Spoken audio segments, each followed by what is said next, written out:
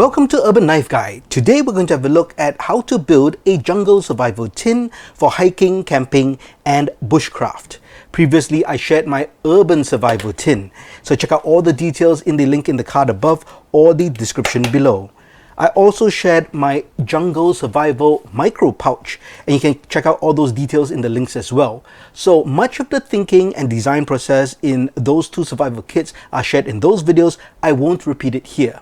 But definitely a lot of the ideas that I share in this jungle survival pouch are included in this survival tin.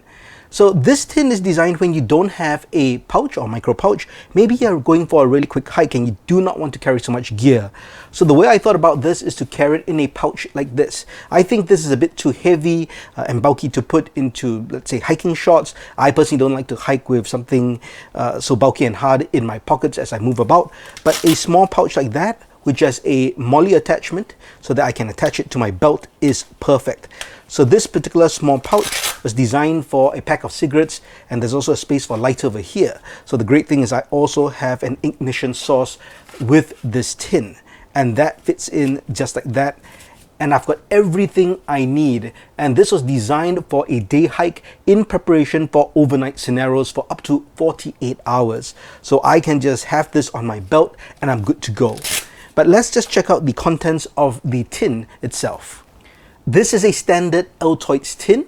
It is a minced tin. It's an American brand, and this is very popular in North America. And definitely people in the community, whether it's the camping, survival or prepping community, would be familiar with this tin.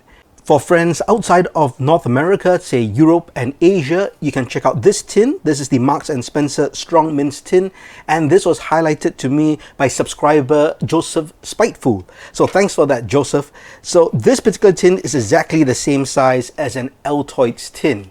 So would work for my urban survival tin or this particular jungle tin. So check it out if you can. The tin itself is wrapped with two Ranger bands, which is basically the inner tubing of bicycle tire. So very strong rubber bands. The great thing about this is, besides holding the tin shut, because it is very full, these Ranger bands can be used for cordage as well. And if we open up the tin, you can see on the underside we have a strip of striking surface for matches that are inside the tin. And over here we've got some gaffer's tape, which is wrapped around a piece of plastic, a very thin piece of plastic. And I've got about 3 feet here, I believe. So it's duct tape, of course, very good for survival situations. You can use it as cordage, you can use it as an emergency to cover wounds. Very useful stuff. Also can be used as a fire extender if you need. So duct tape, always a good survival item. And inside here we've got a collection of items, starting with a piece of jute rope, which will be used as tinder. So you can actually tease these 3 strands apart, because this is braided, and then you can further tease them apart to create a nest. And this is very good tinder. It will catch a spark very easily. Got some storm-proof, windproof matches over here, waterproof as well, everything proof.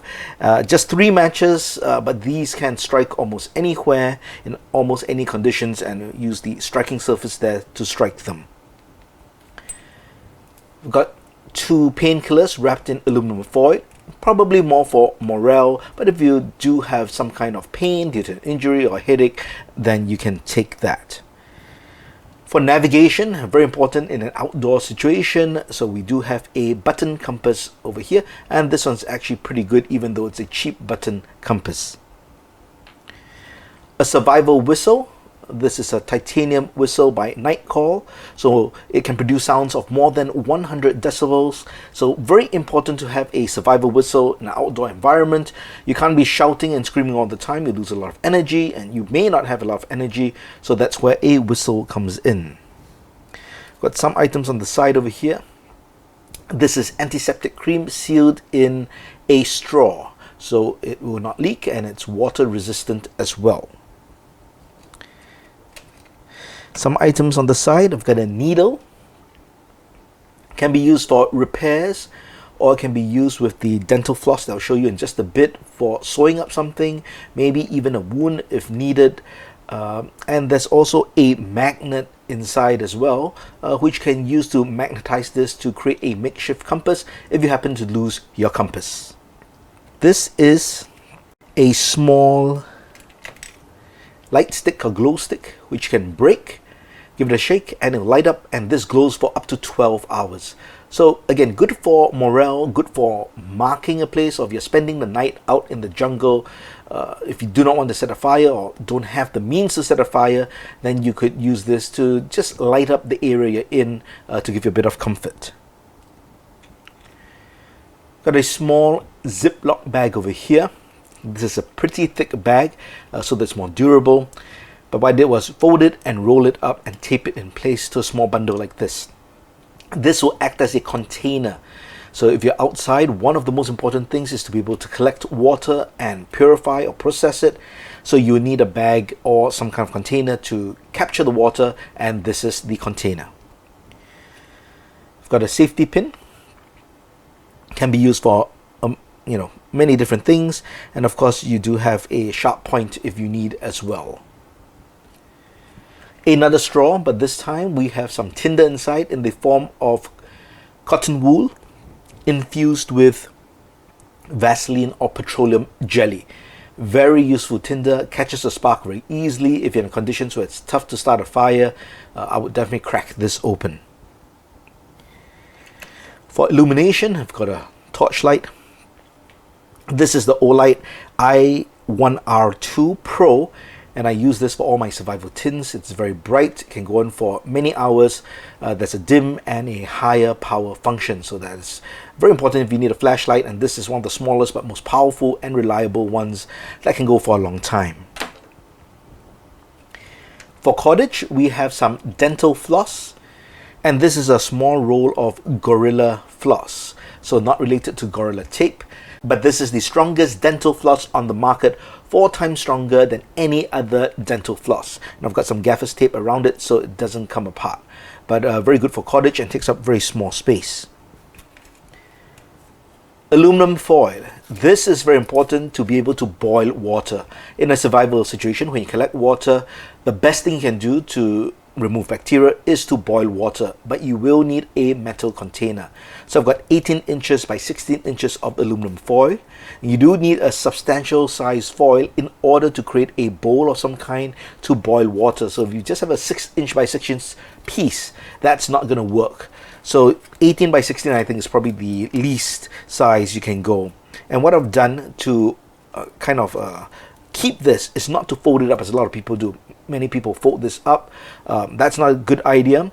And I saw this tip from Common Sense Outdoors, a YouTube channel, where he talks about rolling up the foil so there aren't many cross creases which will affect the integrity of the foil, which is very true. So I've just folded this up and then rolled it up into a tube like that. Now if I'm going to purify water, if I can't boil it, then I do have some water purification tabs here. I can break these up into smaller pieces because the container I have, which is the Ziploc bag, isn't that big. So I'd have to cut these tablets up when I'm purifying smaller quantities of water, because I believe this is 1 tablet for 1 liter. And finally, 2 more items in this tin. One is this magnet over here. This is a neodymium magnet, so it's a very strong, rare earth magnet. Let's see if I can slide it out right over here. So this could be useful. It doesn't take up much space. It attaches itself to the side of the tin, and as I mentioned, we have a needle. If there's a need to create a makeshift compass, this can help to magnetize that needle. And the final item is my cutting tool, and this is a Swiss Army knife. In a survival situation, you need adequate cutting tools, right? So a small razor won't cut it in a tin. A lot of people will put a very small knife in here. I wanted a good knife. My original knife was actually the Swiss Army Bantam. So this is very close to it, but it's got 1 extra tool, and a shout out to Glock Ninja. He's the one who turned me onto this knife. So it's like the Bantam in the sense that it has a main blade. This is a 84mm long knife. There is a multi-tool in the form of a screwdriver, can opener, cap lifter, and wire stripper. But there's also one really essential tool, and when you're outdoors, you really want to have a saw, and that's what we have over here. And this is the Victorinox Walker, and I didn't even know it existed. In fact, I was asking myself or telling myself when I was handling the Bantam, because that's the knife that I use as my pocket hiking knife until now. I said, well, wouldn't it be great if the Bantam had a saw? And this is basically it.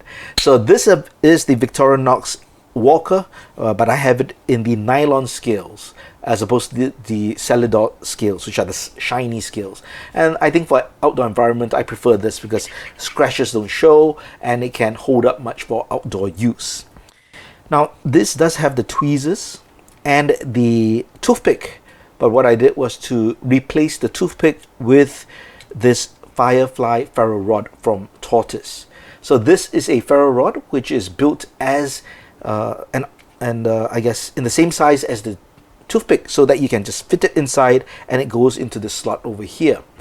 And to strike this ferro rod, there are two ways to do it. You could use the tweezers, which is something I showed before. Now the good thing about using the tweezers is because this ferro rod is a little thin, it can be a bit fragile. So if you have a big tool and you use a bit of strength, it may break it, especially if you rest the ferro rod down onto, let's say, your tinder and on the surface.